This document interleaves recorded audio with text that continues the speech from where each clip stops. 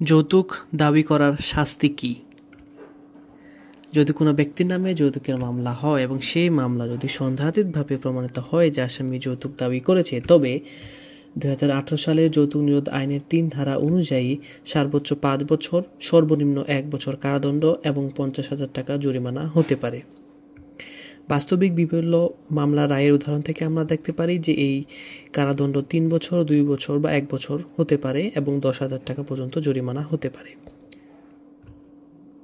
2018 সালের যৌতুক নিরোধ আইনের 3 ধারায় বলা হয়েছে, যৌতুক দাবি করিবার দণ্ড যদি বিবাহের কোনো এক পক্ষ প্রত্যক্ষ বা পরোক্ষভাবে বিবাহের অন্য কোনো পক্ষের নিকট কোনো যৌতুক দাবি করেন, তাহা হইলে ইহা হইবে এই আইনের অধীনে একটি অপরাধ এবং তোর জন্য তিনি অনধিক 5 বছর কিন্তু অনূর্ধ্ব 1 বছর কারাদণ্ড বা অনধিক 50,000 টাকা অর্থদণ্ড অথবা উভয় দণ্ডে দণ্ডিত হইবেন।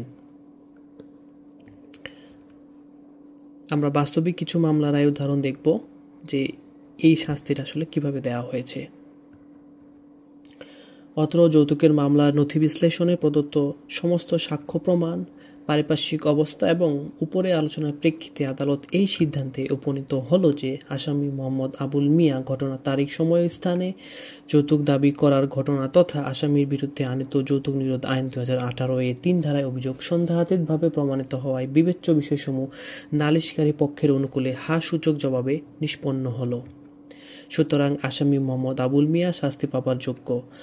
আসামির বয়স, অপরাধের ধরন ও পূর্ব ইতিহাস বিবেচনায় আসামিকে নিম্নোক্ত সাজা প্রদান করা সমীচীন মর্মে এই আদালতের নিকট প্রতীয়মান হয়।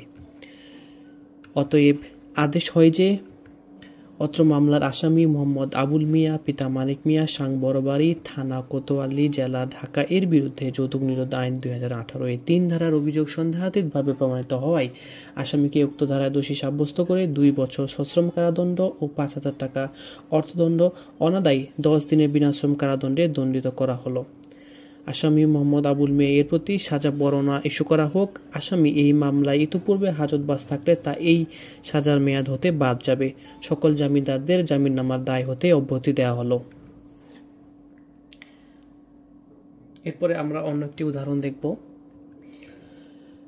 অতএব নথি বিশ্লেষণে প্রদত্ত সমস্ত সাক্ষ্য প্রমাণ, পারিপার্শ্বিক অবস্থা এবং উপরে আলোচনার প্রেক্ষিতে আদালত এই সিদ্ধান্তে উপনীত হলো যে আসামি মোহাম্মদ বিজয় চন্দ্র রায় ঢাকা জেলার সদর থানার ভাগলপুর গ্রামে আসামিদের বাড়িতে আসামি নালিশকারীর নিকট 3 লক্ষ টাকা যৌতুক দাবি করার ঘটনা তথা আসামির বিরুদ্ধে আনীত যৌতুক নিরোধ আইন 2018 এর 3 ধারার অভিযোগ সন্দেহাতীতভাবে প্রমাণিত হওয়ায় অত্র মামলার আসামির বিষয়ে যৌতুক দাবির প্রেক্ষিতে চার্জ গঠন করা হয় এবং সাক্ষীরা সাক্ষ্য প্রদান করেছেন মর্মে বিবেচ্য বিষয় দুটি নালিশকারী পক্ষের অনুকূলে সূচক জবাবে নিষ্পন্ন হলো।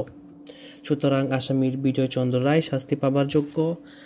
আসামিকে তার বয়স, অপরাধের ধরন, প্রকৃতি ও অপরাধের পূর্ব ইতিহাস বিবেচনায় তাকে নিম্নোক্ত সাজা প্রদান করা সমীচীন।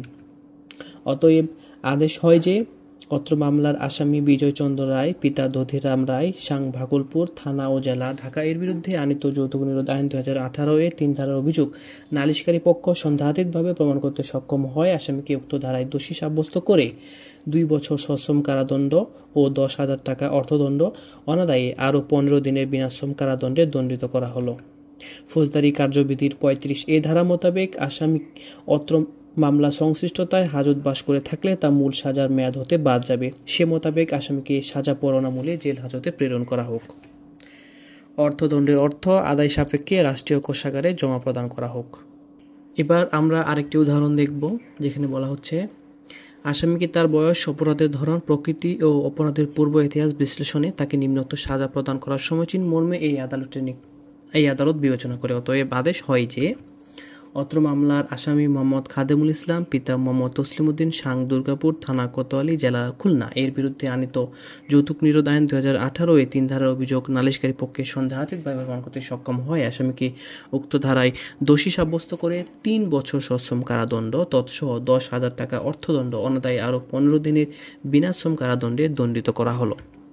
ফৌজদারি কার্যবিধির 35A ধারা মোতাবেক আসামিকে অত্র মামলা সংশ্লিষ্টতায় হাজতবাস করে থাকলে তা মূল সাজার মেয়াদ হতে বাদ যাবে। আসামি পলাতক থাকায় আসামির বিরুদ্ধে সাজা পরোয়ানা সহ গ্রেফতারি পরোয়ানা ইস্যু করা হোক। আসামি পুলিশ কর্তৃক ধৃত হওয়ার তারিখ হতে অথবা আদালতে আত্মসমর্পণের তারিখ হতে সাজার মেয়াদ কার্যকর হবে। অর্থদণ্ডের অর্থ আদায় সাপেক্ষে রাষ্ট্রীয় কোষাগারে জমা প্রদান করা হোক। আমরা আরেকটি রায় দেখব, তবে এই রায়টি 1980 সালের যৌতুক নিরোধ আইনের বিধান অনুযায়ী করা হয়েছে। অতএব আদেশ হয় যে অত্র মামলার আসামি মোহাম্মদ মিলনের বিরুদ্ধে নালিশকারী পক্ষে আনীত 1980 সালের যৌতুক নিরোধ আইন 4 ধারায় কৃত অপরাধে দোষী সাব্যস্তক্রমে 2 বছর সশ্রম কারাদণ্ড ও 2000 টাকা জরিমানা আরোপ করে দণ্ড প্রদান করা হলো। জরিমানার টাকা অনাদায়ে তিনি অতিরিক্ত 2 মাসের বিনাশ্রম কারাদণ্ড ভোগ করবেন। ফৌজদারি কার্যবিধির 35A ধারা অনুযায়ী এ মামলা ইতিপূর্বে হাজতবাসকালীন সময় আসামির মূল কারাদণ্ড হতে বাদ যাবে। আসামি পলাতক থাকায় তার বিরুদ্ধে সাজা পরোয়ানা সহ গ্রেফতারি পরোয়ানা ইস্যু করা হোক। আসামি পুলিশ কর্তৃক ধৃত হওয়ার তারিখ হতে অথবা আত্মসমর্পণের তারিখ হতে সাজার মেয়াদ কার্যকর হবে। আসামির কারাদণ্ডের মেয়াদ অন্তে জরিমানা দণ্ড আদায় সাপেক্ষে মুক্তি প্রদান করা হোক, নচেত হাজতবাস।